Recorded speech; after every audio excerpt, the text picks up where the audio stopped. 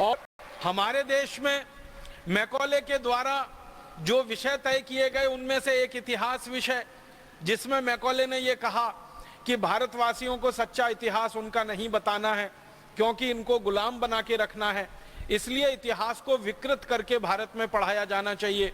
तो भारत के इतिहास को पूरी तरह से उन्होंने विकृत कर दिया।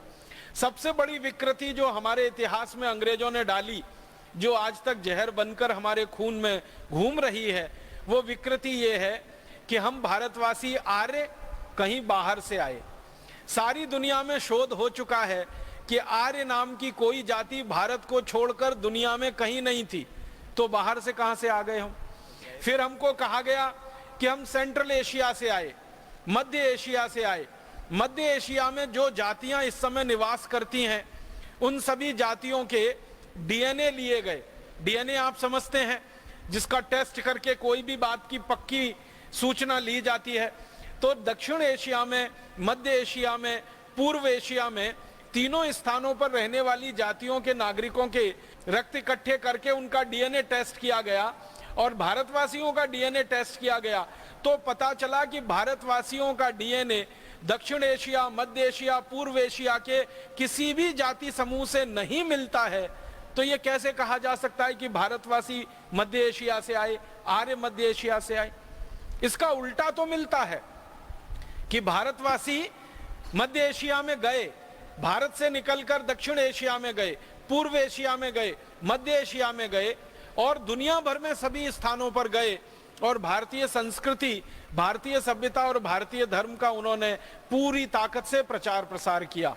तो भारतवासी दूसरी जगहों पर जाकर तो प्रचार प्रसार करते हैं, उसके प्रमाण हैं, लेकिन भारत में कोई बाहर से आर्य नाम की जाति आई, इसके प्रमाण अभी तक मिले नहीं और इसकी वैज्ञानिक पुष्टि भी नहीं हुई। इतना बड़ा झूठ अंग्रेज हमारे इतिहास में लिख गए और भला हो हमारे इतिहासकारों का उस झूठ को अंग्रेजों के जाने के 63 साल के बाद भी पढ़ा रहे हैं।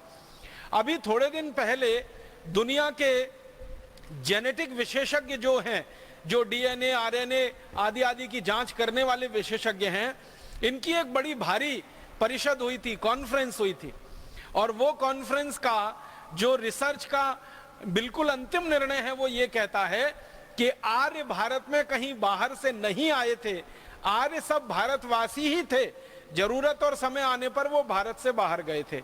अब आर्य हमारे यहाँ कहा जाता है श्रेष्ठ व्यक्ति को, जो भी श्रेष्ठ है वो आर्य है। कोई ऐसा जाति समूह हमारे यहाँ आर्य नहीं है। हमारे यहाँ तो जो भी जातियों में श्रेष्ठ व्यक्ति हैं वो सब आर्य माने जाते हैं। वो कोई भी जाति के हो सकते हैं, ब्राह्मण हो सकते हैं, क्षत्रिय हो सकते हैं, शूद्र हो सकते हैं, वैश्य हो सकते हैं। किसी भी वर्ण का कोई भी व्यक्ति अगर वो श्रेष्ठ आचरण करता है, हमारे यहाँ उसको आर्य कहा जाता है।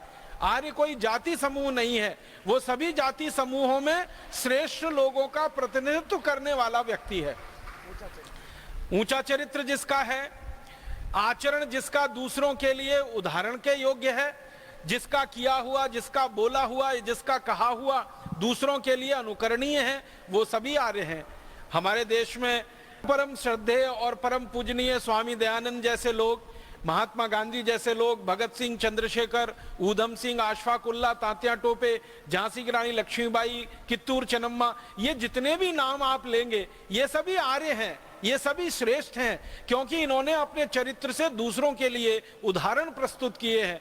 इसलिए आर्य कोई हमारे यहाँ जाति नहीं है। राजा जो उच्च चरित्र का है उसको आर्य नरेश बोला गया, नागरिक जो हमारे यहाँ उच्च चरित्र के हैं उनको आर्य नागरिक बोला गया।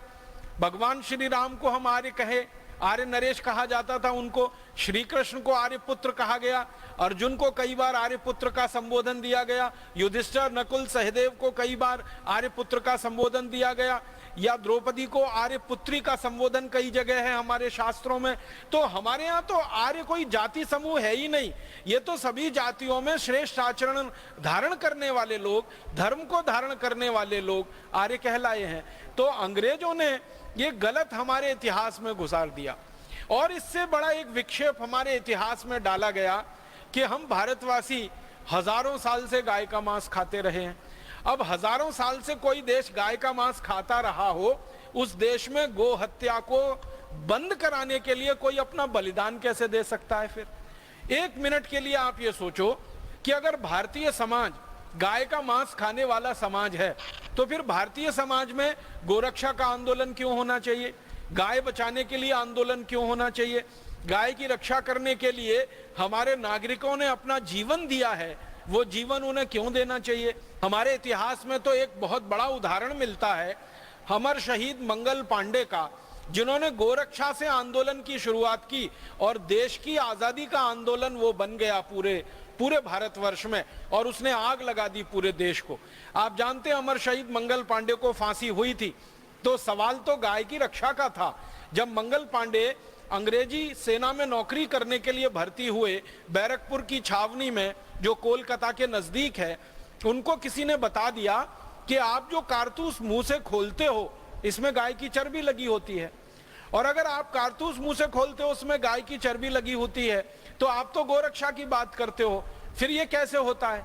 तो मंगल पांडे को तो विश्वास नहीं हुआ। उन्होंने एक अंग्रेज अधिकारी को पूछा जिसका नाम था मेजर जनरल ह्यूसन को मंगल पांडे ने पूछा कि क्या यह बात सच है कि हमको जो कारतूस दिए जाते हैं उस पे गाय की चर्बी लगी रहती है?